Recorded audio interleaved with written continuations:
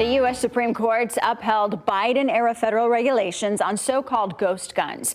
It hands gun control groups a rare win with the conservative high court. Ghost guns are mail-ordered kits that allow people to build untraceable weapons at home. The 7-2 majority included both liberal and conservative justices. Now, the regulations require ghost guns makers to include serial numbers on the kits and perform background checks on people who purchase them. Now, continuing coverage tonight, just over a year ago, a new gun law took effect in Michigan, one aimed at having better oversight of sales. Our Matt Whitcoast joins us in studio with the impact of this change. He joins us now live. Matt. Yes, Josh and Samantha, this new law, the law for license to purchase, before you needed someone without a CPL to buy a gun. Now, you could get there with a permit at a local law enforcement agency. Immediately, there was a sharp uptick in license requests. A gun seller tells me this has caused a bit of a headache.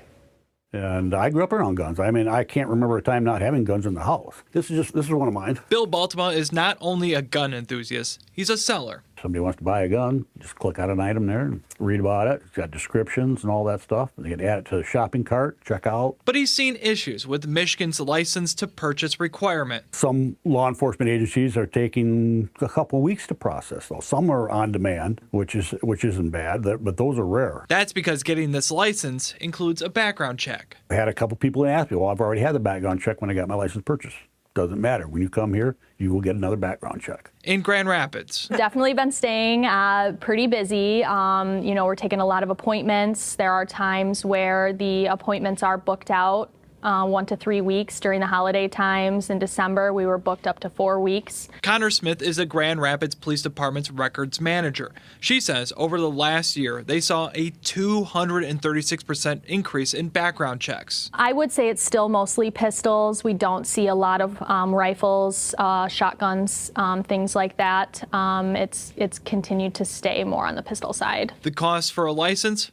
$5. So where does that money go? That fee is actually the fee that we charge for the notary of the application. And to my understanding, that just goes into the GRPD budget. Baltimore says he has an idea to make this process easier and faster. And now when you get to the places to purchase from the local law enforcement, that's all got to be filled out by hand. And it takes much longer to do. And my handwriting is not perfect. So like I said, I hate doing it that way. It's just because I wish the state would come up with an easier way to do it. We could do it electronically.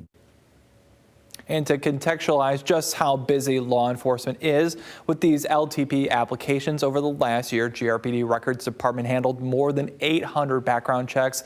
The year prior, it was 33. Ottawa County Sheriff's Office officials tell me they've also seen a spike. In 2024, they handled more than 1,500. Reporting in studio, I'm Matt Whitcoast, Fox 17 News.